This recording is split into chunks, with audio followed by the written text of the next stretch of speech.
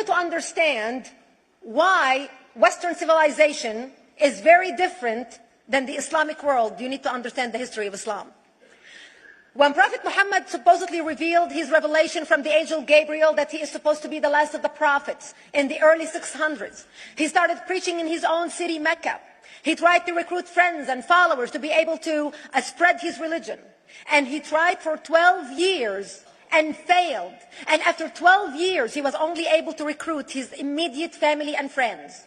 So he decided, if I go to Medina, which was the Jewish hub of Arabia, the business hub where the Jews lived, if I go there and preach my religion to them, if they accept me, that will buy me respect and stature between my own people, and they will accept me.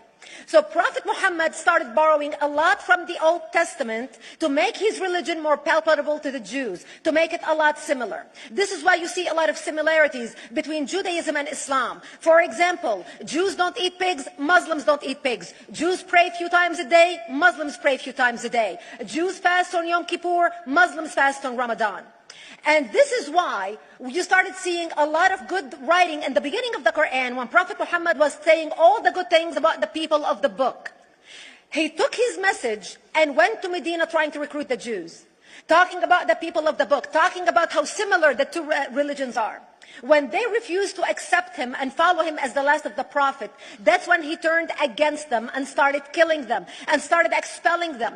That's when Islam went from a spiritual movement for the first 12 years of Islam into a political movement cloaked in religion after the year of the Hijrah, after Muhammad went to Medina and the Jews did not accept him. He became a military warrior and declared war on them and started expelling them. Jews and Christians became dhimmi, or second-class citizens. They were only allowed to stay alive and not be killed only by paying the jizya or the protection tax. So they had a choice: convert to Islam, or if you want to stay alive, you have to pay the jizya or protection tax, living as dhimmi in the Islamic nation. Christians and Jews could not ring church bells. Jews could not blow the shofar. Christians could not ring church bells. They could not pray publicly. Christians and Jews could not gather together and build new churches or new temples.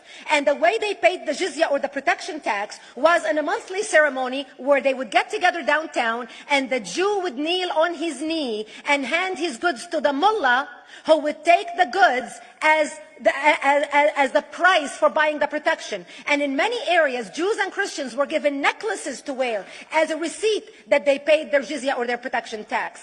Jews considered najis under Islam. Najis is bodily fluid. Najis is garbage. Najis is dogs. Najis is dirty.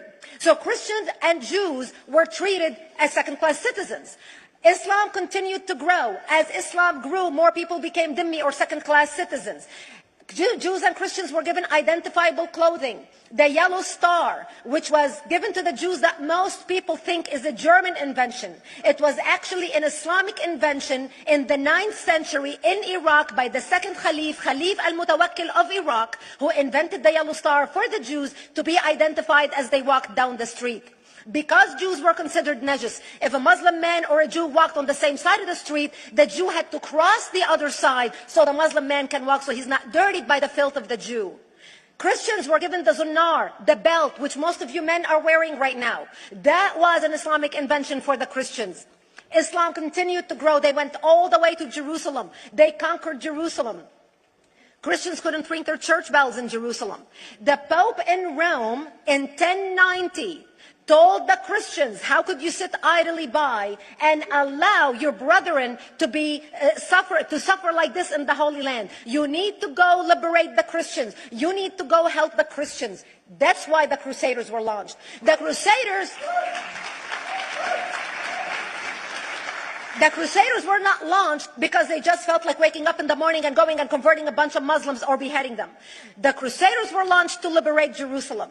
And they were able to liberate Jerusalem for less than 100 years before Salah ad-Din al-Ayyubi, Saladin, took it back, and Jerusalem remained under Islamic control until 1967, when the State of Israel liberated Jerusalem, where Christians, Jews, and Muslims could pray under the same sky.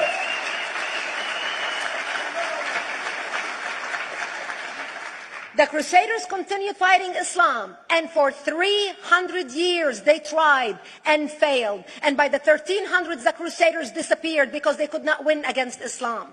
Islam continued to expand. They went all the way to Central Europe. They went all the way to China. They went to India. They conquered Spain. They changed the name of Spain from Spain to Andalusia.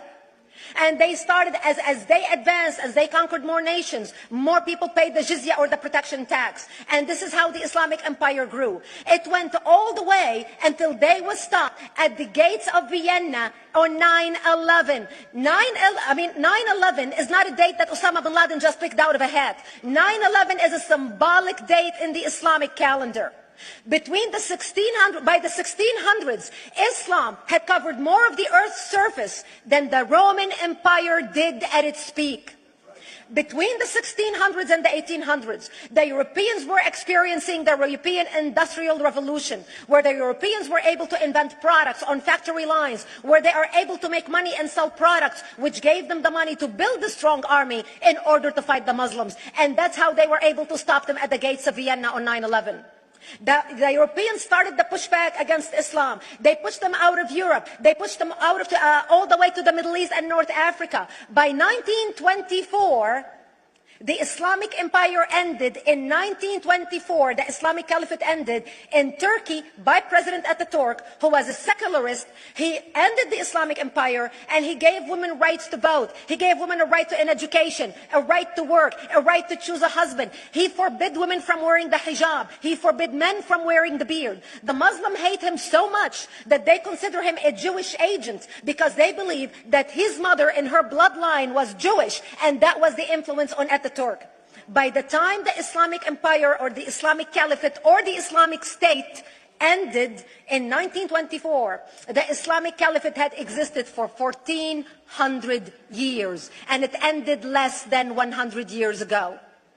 By the time the Islamic Caliphate ended in 1924, 270 million people around the world were killed by Islam. 270 million. And we didn't have weapons of mass destruction, and there was nuclear weapons. All of these people were killed, butchered by the sword.